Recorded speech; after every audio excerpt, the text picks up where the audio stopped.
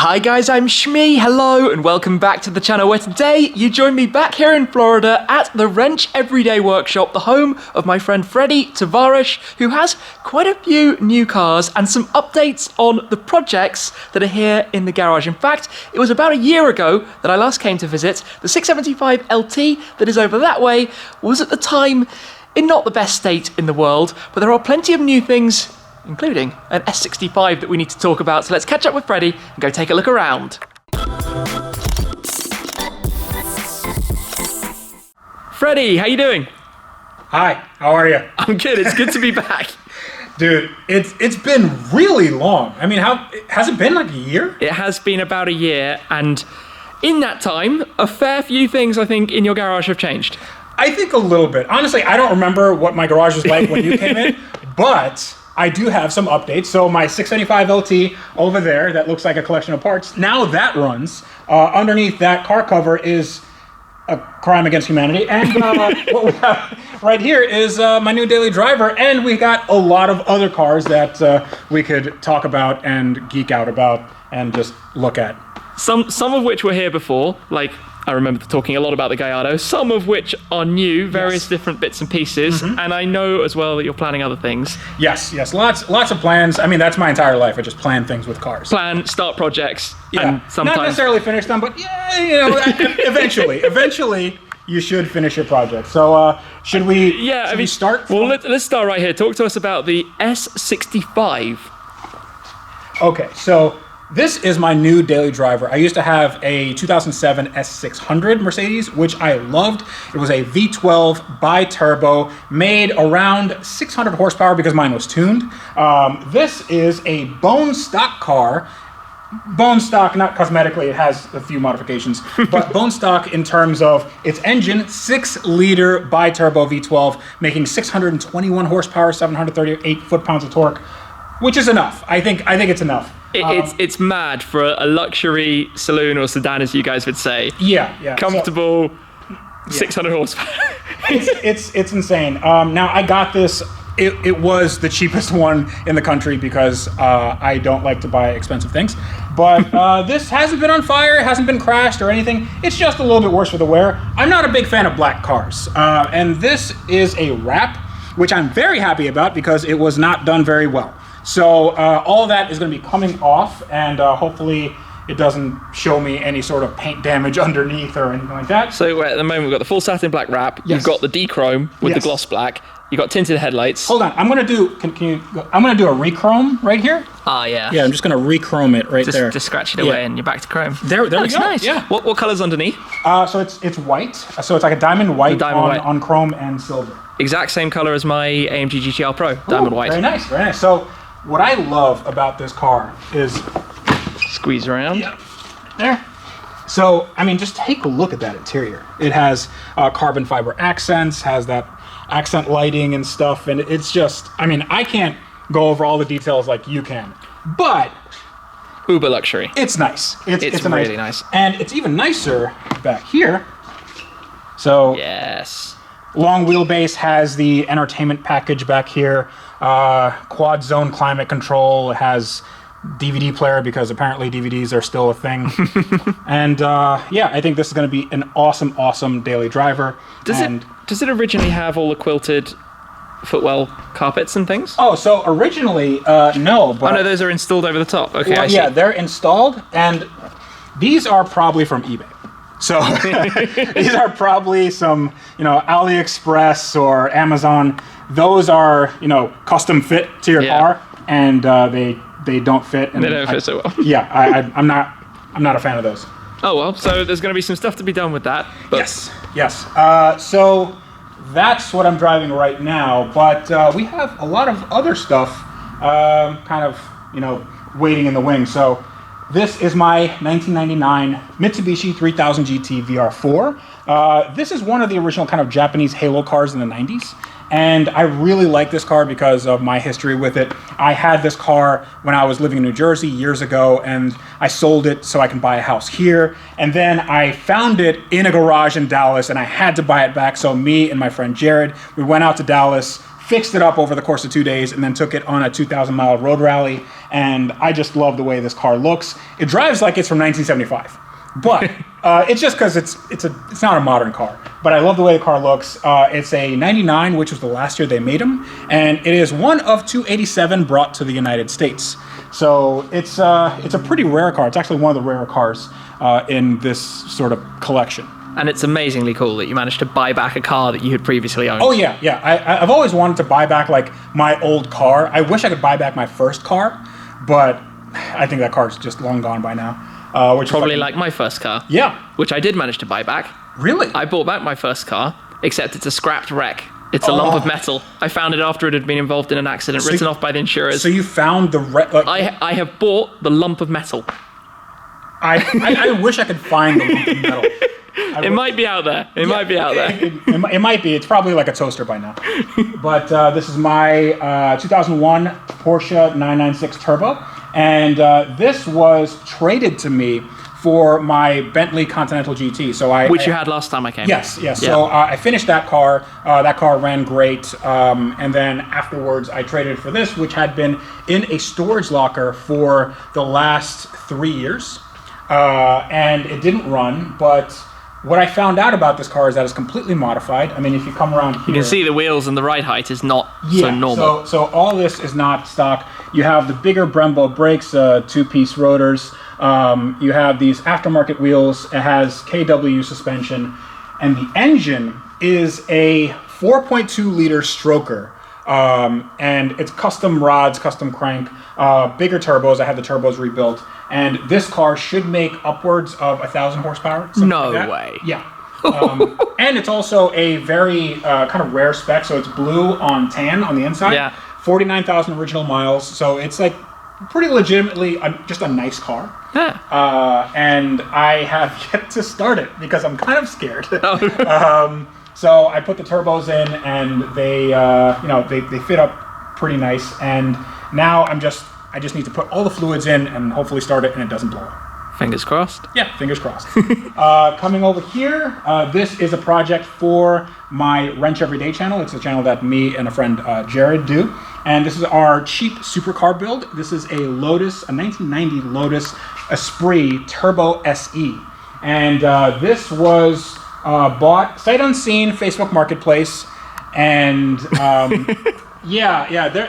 a little bit of modification going on there because the guy that I bought it from, he didn't know how mid-engine cars really worked. So this got spun out and it hit something, and then he tried to fix it with what looks like paper mache.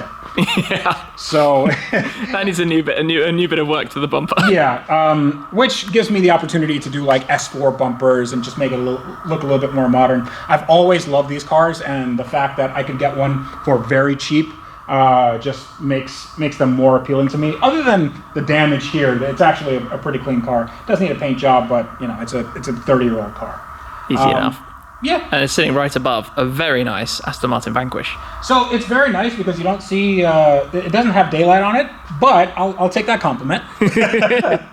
So this is a 2003 Aston Martin V12 Vanquish, and this was Ed Bolian's car in our Car Trek, our second series of Car Trek. So I do a sort of a little show, kind of Top Gear Grand Tour-esque, where we do a series of challenges with 3 different cars. This one was Most Appreciated Supercar, and Ed Bolian, the guy who runs VinWiki, he had this car, and I loved looking at this car so much that I bought it at the end of the series. Now, I'm not sure what I'm going to do with it, but I do know that the flappy paddle automated manual transmission isn't good. It's not very good. They were never famed for that being their strong point. No. It's not a great transmission. It works fine. I drove it a few days ago, and it's all good. It's a very comfortable car to be in for about 45 minutes, and then you get a really bad cramp in your leg. But it's something where I'd probably do I want to do a DCT, like a dual clutch transmission. Like you think I should do that? I'm not sure that's ever been done. Oh no, it's never been done. No. Dual clutch transmission fitted back into an automated manual. Yeah. I mean, why not? Well, I know that Aston Martin ever made a dual clutch? Nope. They went from the semi-autos that you could also get. My first Vantage Roadster had the Sport Shift, Sport Shift 2. They did a Sport Shift 3, but then they went into the 8-speed ZF autos, so they've never done... Okay, so I guess this will be the first. But I figured a lot of people do the manual, and I actually do have a manual gearbox for this over there. I don't know. I feel like this should do well with a dual clutch.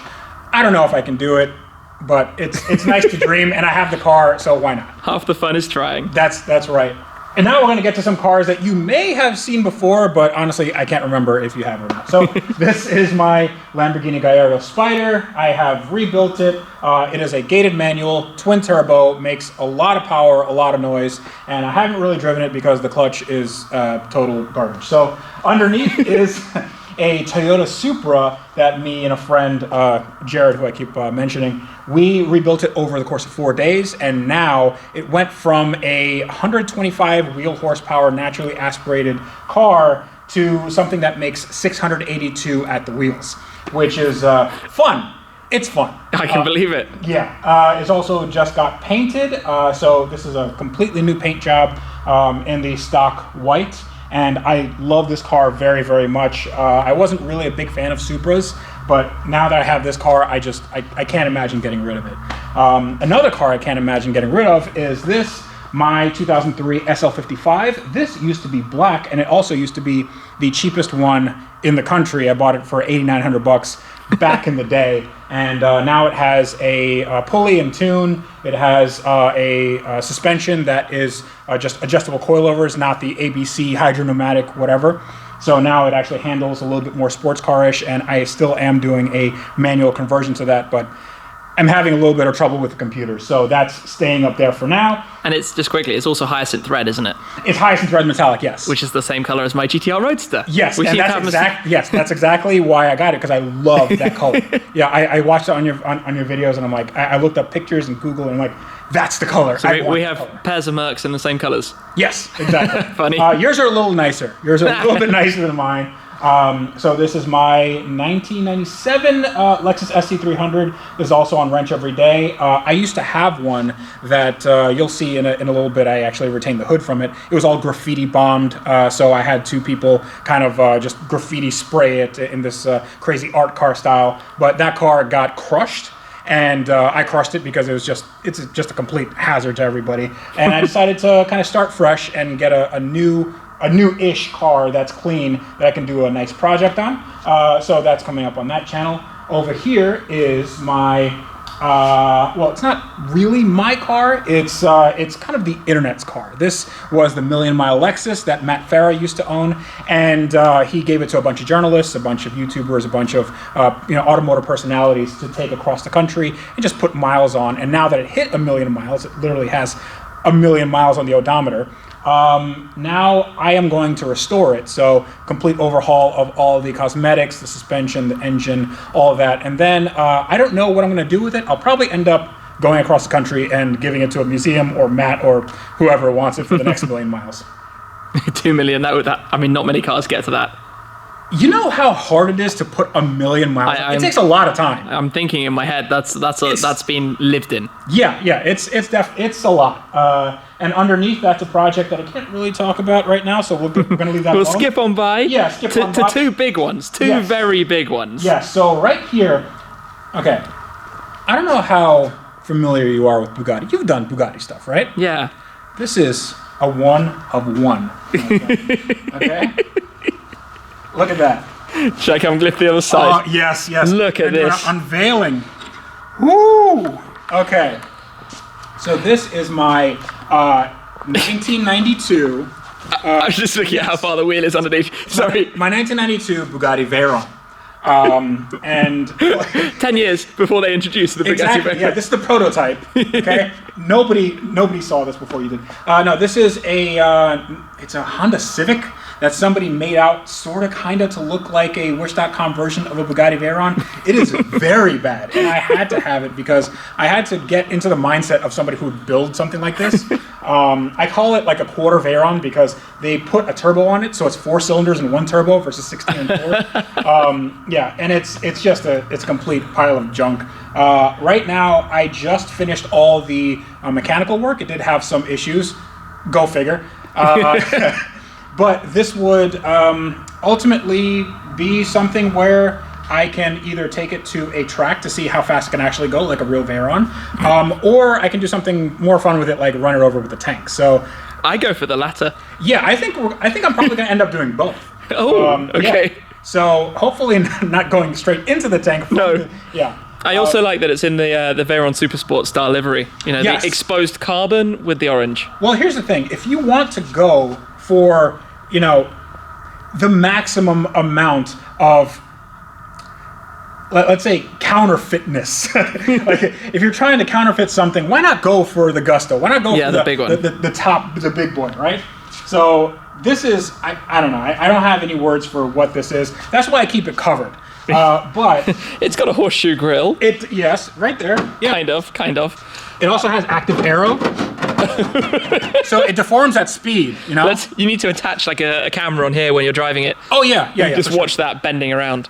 But right now, this is just It's better used as a table. Yeah, it's used as a table for some very expensive parts. I think this part costs like 4 times the amount of the car. Yeah. But so these are parts for my 675 LT. This is actually a brand new part from McLaren. This is the front splitter, Whole front splitter, whole rear bumper and diffuser. rear bumper, and we have this very extremely rare part that you can't get anywhere. I am very serious in saying that I think this is the last one in the world that you can get in this condition.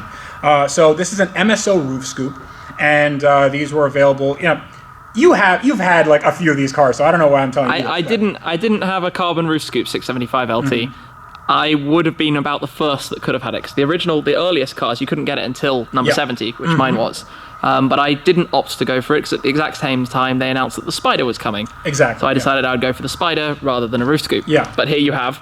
Yeah, I think this makes the car. I love the way this looks, and you have this amazing herringbone weave that just goes up the middle of the car. And this, I think, if you ordered it from McLaren, it would have been like a $40,000 option, Yep. $43,000, something like that. £30,000 they were going to charge. Yeah. So I decided to do it myself, but the problem is, if I have one of these and my car doesn't come from the factory with one, they can't sell me any parts for it. So I unfortunately do need to make some parts underneath to kind of fix things, but that's neither here nor there. It's a small problem.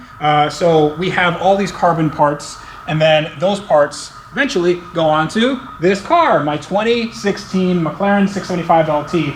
And if you've never seen one taken apart, then here it is. This is what it looks like.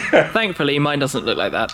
Yeah. But what's interesting is that like everything here, I've started it like this. So this is essentially just a big go-kart. Everything else, like all the body panels, they just glue on top of this. So the car, like the whole car is here, other than brakes that we're not going to talk about that. But I recently did get it running. It hadn't run for 3 years or something like that, because since the accident pushed everything in the engine bay, it really just tore apart everything. So we had to fix the engine. This is a new frame from a 650S, but they're close enough that it doesn't really matter. I have a new frame in the front. I have a bunch of new suspension components, just new hoses, new radiators, just everything that got like a little bit damaged. I just got new parts of, because I want this car to do 200 miles an hour like you did. Yeah. I mean, I remember coming when it still had all its body panels in place, but it was things like you had the pull string, the pull thing to open the door. The tub had basically a small hole in it. Yes. Which is up here. The tub had a hole in it, and right now you can see where my friend Joey from Frame Doctor, he does like carbon fiber bike frames and boats and stuff like that. He basically just remade this entire panel from scratch. So this had a big crack in it from, I guess, the car rode into something and then just cracked the carbon tub. I'm very fortunate in that it wasn't in like a structural place like here, where it just kind of bolts into the front structure. But here is something where we had to take off this entire panel, make it from scratch, and then kind of suck it up into there, and hopefully everything works. This is very, very strong. I mean, I'm holding up the car by it. So it's just been, and the weave and everything matches. I mean, this is shiny, obviously, because of the resin, but if I sand this down, you wouldn't be able to tell that anything's here. I also replaced frame rails. I also replaced this subframe right here. That was brand new from McLaren, so it's $4,000 or $5,000 for no reason, for something that people won't see, except I know it's there. So it's a lot of little things, but they add up to a really big project and a really big build. Yeah, but it gets it back on the road, which is going to be cool. Oh yeah. I also noticed you've got the same interior as I do in mine. The stone grey leather, as they called it. Well, I think yours is probably a little bit cleaner than mine, and it also has like maybe less broken glass. Perhaps. Maybe. Everything here is actually, you can see that it still has the covering from the dealer.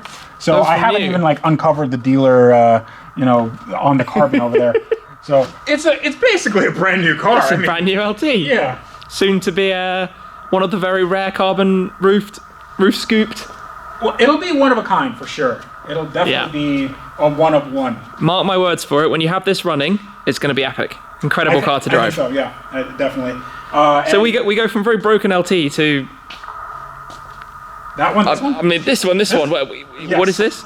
So this is a 1991 Honda Beat, and this is a Japanese import. It's called a K car, and K is a designation that they use in Japan for these really small cars that fit within like a certain parameter. So it can't be more than 10 feet long. It has to make around 64 PS, something like that, no more than that. Can't be more than 660 cc's in engine size, but they made for really zippy cars.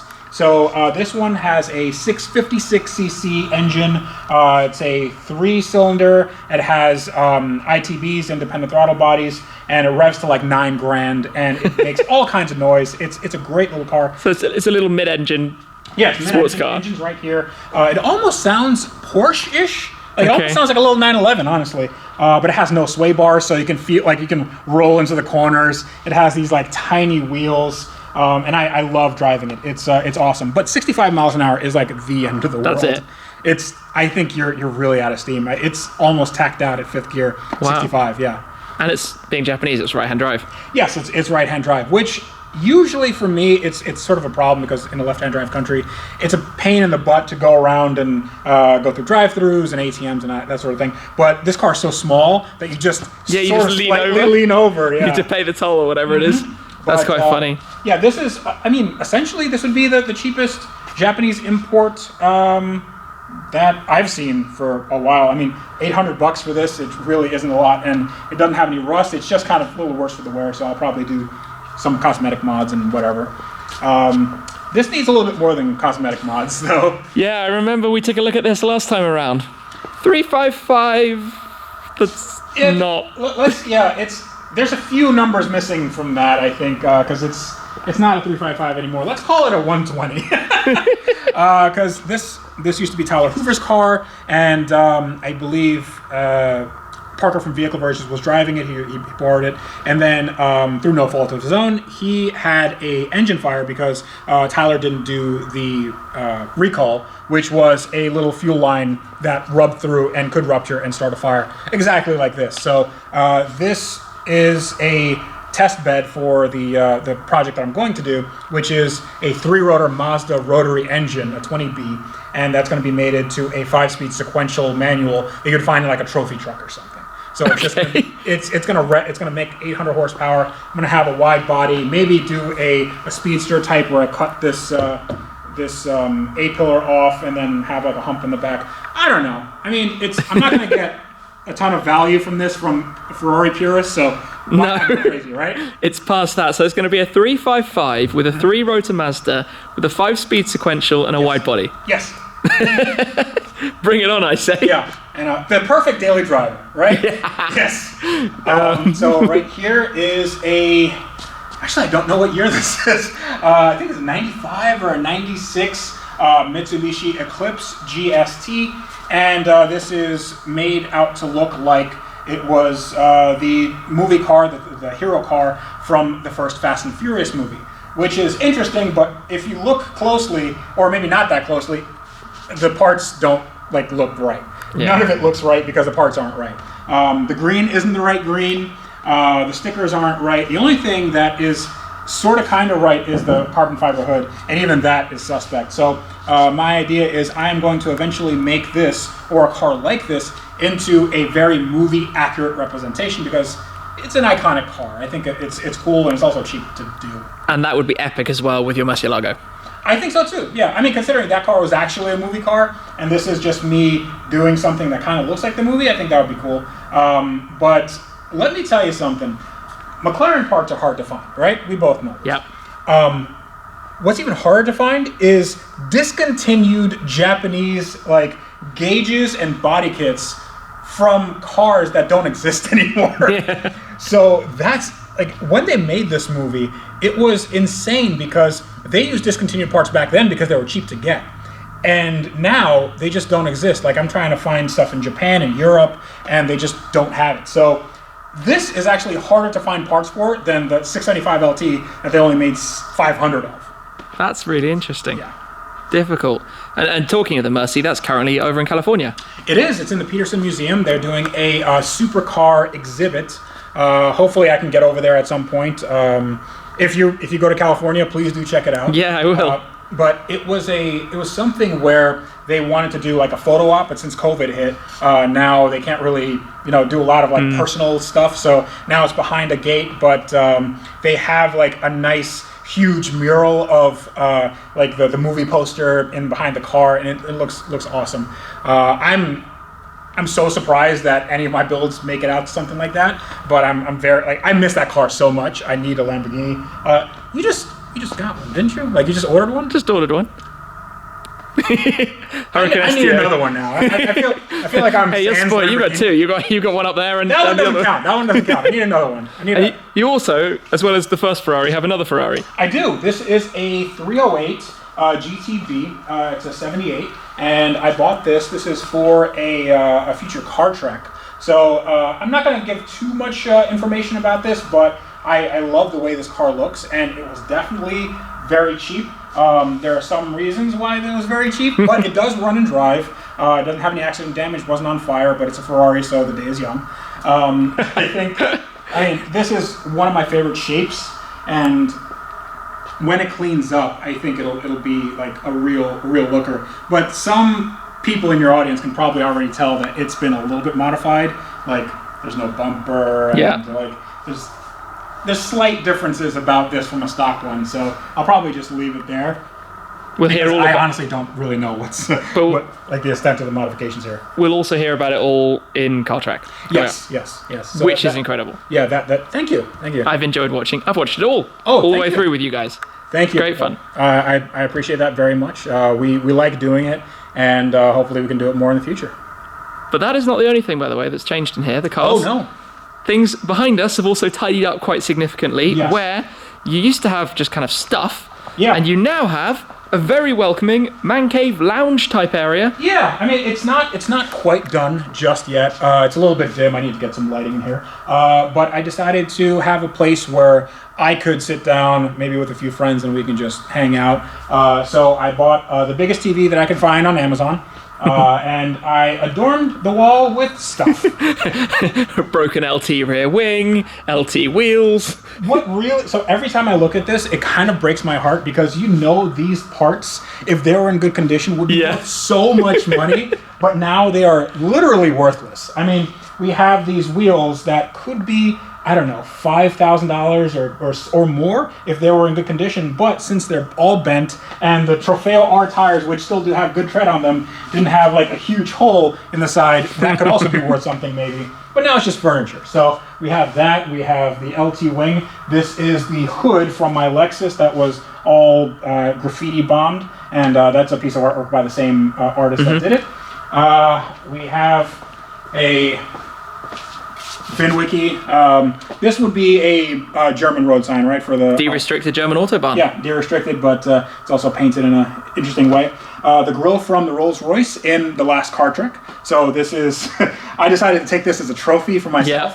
Yeah. And then we have Lotus, Valvoline's a sponsor. I guess the good bit about the grill is at least it doesn't bring the smell with it. No, it does not bring the smell. No, it's very far removed from the interior of that car. Yes, but I like it. I think this entire space is. I'd need an arcade cabinet right here. Yep. Like a 2-person Daytona USA or something. Did you see that I recently bought one of those kind of things? Oh, did you? I bought a Sega Rally. So Nice. the original Sega Rally from 1995, because I bought the Toyota GI Yaris. Yes. We did the Yaris in the Castrol style livery that used to be on the Celica back in the So in the game. I was going over. I mean, we're gonna have like a real conversation about this. I was going over that livery for my Supra because they have the Castrol Supra. I love that livery, and it's funny that you should say Sega Rally because I wanted Daytona USA. Yeah. Which was like kind of like sister games. That's really cool. That is awesome. It's nice. Yeah. Well, Yeah, that's it. Yeah. that was cool. Thank you very much for the tour and the update and getting to see everything. Congrats on the new acquisitions and the new projects. Thank you so much for coming. You have an open invite anytime you want to come here. You're very kind, and hopefully we'll be back in the not too distant future to see how things have changed.